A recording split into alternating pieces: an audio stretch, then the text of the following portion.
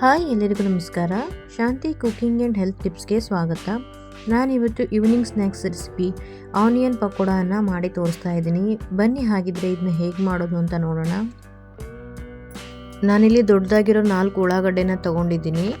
ಇದನ್ನು ಸಣ್ಣದಾಗಿ ಕಟ್ ಮಾಡಿ ಇಟ್ಕೊಂಡಿದ್ದೀನಿ. ಇವಾಗ ಈ ರೀತಿಯಾಗಿ ಆನಿಯನ್ ಪಕೋಡಾಗೆ ಯಾವ ರೀತಿ ಕಟ್ ಮಾಡ್ಕೊಳ್ತೀವೋ ಆ ರೀತಿಯಾಗಿ ಕಟ್ ಮಾಡ್ಕೊಳ್ಬೇಕು. ಇದಕ್ಕೆ 1 ಸ್ಪೂನ್ ಆಗೋಷ್ಟು ಜೀರಿಗೆ ಹಾಕ್ಕೊಂಡು 1 ಸ್ಪೂನ್ ಆಗೋಷ್ಟು ಖಾರ ಪೌಡ್ರನ್ನು ಸೇರಿಸ್ಕೊಂಡು ಹಾಗೆ ಒಂದು ಸ್ವಲ್ಪ ಸಬ್ಬಸಿಗೆ ಸೊಪ್ಪು ಮತ್ತು ಕರಿಬೇವನ್ನು ಸಣ್ಣದಾಗಿ ಕಟ್ ಮಾಡಿಕೊಂಡು ಸೇರಿಸ್ಕೊಳ್ತಾ ಇದ್ದೀನಿ. ರುಚಿಗೆ ಬೇಕಾದಷ್ಟು ಉಪ್ಪನ್ನು ಸೇರಿಸ್ಕೊಂಡು ಇದನ್ನು ಚೆನ್ನಾಗಿ ಮಿಕ್ಸ್ ಮಾಡ್ಕೊಳ್ಬೇಕು. ಸಬ್ಬಸಿಗೆ ಸೊಪ್ಪು ಸೇರಿಸ್ಕೊಳ್ಳೋದ್ರಿಂದ ತುಂಬಾ ಟೇಸ್ಟ್ ಚೆನ್ನಾಗಿರುತ್ತೆ.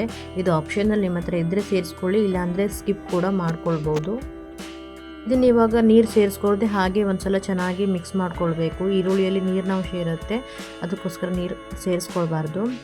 ಇವಾಗ ನಂಗೆ 1 ಕಪ್ ಆಗೋಷ್ಟು ಕಡಲೆ ಹಿಟ್ಟನ್ನು ಸೇರಿಸ್ಕೊಂಡು ಇದನ್ನು ಚೆನ್ನಾಗಿ ಮಿಕ್ಸ್ ಮಾಡ್ಕೊಳ್ತಾ ಇದ್ದೀನಿ.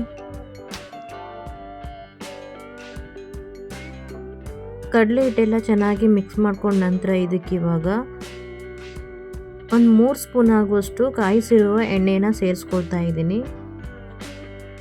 ಎಣ್ಣೆ ಬಿಸಿಯಾಗಿರೋದ್ರಿಂದ ಇದನ್ನು ಕಲಿಸುವಾಗ ಸ್ವಲ್ಪ ನಿಧಾನಕ್ಕೆ ನೋಡಿಬಿಟ್ಟು ಕಲಿಸ್ಕೊಳ್ಬೇಕು. ಇವಾಗ ಇದನ್ನು ಒಮ್ಮೆ ಚೆನ್ನಾಗಿ ಕಲಿಸ್ಕೊಂಡ ನಂತರ ನಾನು ಇದಕ್ಕೆ ಸ್ವಲ್ಪನೇ ನೀರು ಸೇರಿಸ್ಕೊಂಡು ಇನ್ನೊಂದು ಸಲ ಚೆನ್ನಾಗಿ ಮಿಕ್ಸ್ ಮಾಡ್ಕೊಳ್ತೀನಿ. ಬೇಕು ಅಂತಂದರೆ ಇನ್ನೊಂದು ಸ್ವಲ್ಪ ಕಡಲೆ ಹಿಟ್ಟನ್ನು ಸೇರಿಸ್ಕೊಳ್ಬೇಕು ಮಧ್ಯದಲ್ಲಿ. ಇದನ್ನಿವಾಗ ಚೆನ್ನಾಗಿ ಕಲಿಸ್ಕೊಂಡ ನಂತರ ಕೊನೆಯಲ್ಲಿ ಇದಕ್ಕೆ ನಾನು ಕ್ರಷ್ ಮಾಡಿಟ್ಕೊಂಡಿರುವಂತಹ ಬೆಳ್ಳುಳ್ಳಿ ಮತ್ತು 2 ಸ್ಪೂನ್ ಆಗುವಷ್ಟು ಅಕ್ಕಿ ಹಿಟ್ಟನ್ನು ಸೇರಿಸ್ಕೊಂಡು ಒಮ್ಮೆ ಚೆನ್ನಾಗಿ ಮಿಕ್ಸ್ ಮಾಡ್ಕೊಳ್ತೀನಿ. ಹೀಗೆ ಕೊನೆಯಲ್ಲಿ ಅಕ್ಕಿ ಹಿಟ್ಟನ್ನು ಸೇರಿಸ್ಕೊಳ್ಳೋದ್ರಿಂದ ಆನಿಯನ್ ಪಕೋಡ ತುಂಬಾ ಚೆನ್ನಾಗಿ ಕ್ರಿಸ್ಪಿಯಾಗಿ ಬರುತ್ತೆ. ಅದಕ್ಕೋಸ್ಕರ ಕೊನೆಯಲ್ಲಿ ಅಕ್ಕಿ ಹಿಟ್ಟನ್ನು ಸೇರಿಸ್ಕೊಳ್ಬೇಕು. ಆನಿಯನ್ ಪಕೋಡಕ್ಕೆ ಹಿಟ್ಟು ಯಾವಾಗಲೂ ಗಟ್ಟಿಯಾಗಿ ಇರಬೇಕು, ತೆಳುವಾಗಿ ಇರಬಾರ್ದು. ನೋಡಿ, ಈ ಹದದಲ್ಲಿ ಇದ್ದರೆ ಸಾಕು. ಇವಾಗ ಹಿಟ್ಟು ಕಲಿಸ್ಕೊಂಡು ಇಟ್ಕೊಂಡಿದ್ದೀನಿ. ಹಾಗೆ ಈ ಕಡೆ ಎಣ್ಣೆ ಕಾಯಕ್ಕೆ ಇಟ್ಕೊಂಡಿದ್ದೆ. ಎಣ್ಣೆ ಚೆನ್ನಾಗಿ ಕಾದ ನಂತರ ಸಣ್ಣದಾಗಿ ಮಾಡಿಬಿಟ್ಟು ಇದನ್ನು ಎಣ್ಣೆಗೆ ಹಾಕ್ಕೊಳ್ತಾ ಇದ್ದೀನಿ. ಎಣ್ಣೆ ಚೆನ್ನಾಗಿ ಕಾದ ನಂತರ ಪಕೋಡಾನ ಎಣ್ಣೆಗೆ ಹಾಕೊಂಡ್ಮೇಲೆ ಗ್ಯಾಸನ್ನು ಮೀಡಿಯಮ್ ಫ್ಲೇಮಲ್ಲಿ ಇಟ್ಬಿಟ್ಟು ಬೇಯಿಸ್ಕೊಳ್ಬೇಕು. ಇಲ್ಲ ಅಂತಂದರೆ ಒಂದೇ ಸಲಕ್ಕೆ ಸೀದು ಹೋಗ್ಬಿಡುತ್ತೆ. ಅದಕ್ಕೋಸ್ಕರ ಪಕೋಡಾನ ಎಣ್ಣೆಗೆ ಹಾಕಿದ ತಕ್ಷಣ ತಿರ್ಸ್ಕೊಳ್ಬಾರ್ದು. 1-2 ನಿಮಿಷ ಬಿಟ್ಟು ಇದನ್ನು ನಿಧಾನಕ್ಕೆ ತಿರುಗಿಸಿ ಇನ್ನೊಂದು ಕಡೆನೂ ಬೇಯಿಸ್ಕೊಳ್ಬೇಕು.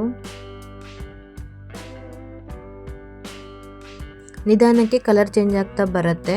ಹಾಗೆ ಎರಡೂ ಕಡೆ ಚೆನ್ನಾಗಿ ಬೇಯಿಸ್ಕೊಂಡ ನಂತರ ಇವಾಗ ಇದನ್ನು ನಾನು ತೆಗಿತಾ ಇದ್ದೀನಿ. ನೋಡಿದ್ರಲ್ವ ಆನಿಯನ್ ಪಕೋಡನ ಹೇಗೆ ಮಾಡೋದು ಅಂತ ಹೇಳಿ. ಇವಾಗಂತೂ ಚಳಿಗಾಲ, ಈ ಚಳಿಗೆ ಬಿಸಿಯಾದ ಟೀ ಜೊತೆ ಈ ಗರ್ಗರಿಯಾದ ಆನಿಯನ್ ಪಕೋಡನ ತಿಂತಾಯಿದ್ರೆ ತಿನ್ನೋಕ್ಕಂತೂ ತುಂಬಾ ಚೆನ್ನಾಗಿರುತ್ತೆ. ಹಾಗಿದ್ರೆ ನೀವು ಒಂದ್ಸಲ ಟ್ರೈ ಮಾಡಿ. ನಾನು ಮಾಡಿರೋ ಈ ರೆಸಿಪಿ ವಿಡಿಯೋ ನಿಮಗೆ ಇಷ್ಟ ಆದರೆ ಪ್ಲೀಸ್ ಲೈಕ್ ಆ್ಯಂಡ್ ಸಬ್ಸ್ಕ್ರೈಬ್ ಮಾಡಿ ಆ್ಯಂಡ್ ಸಪೋರ್ಟ್ ಮಾಡಿ. ಬಾಯ್, ಹ್ಯಾಪಿ ಕುಕಿಂಗ್.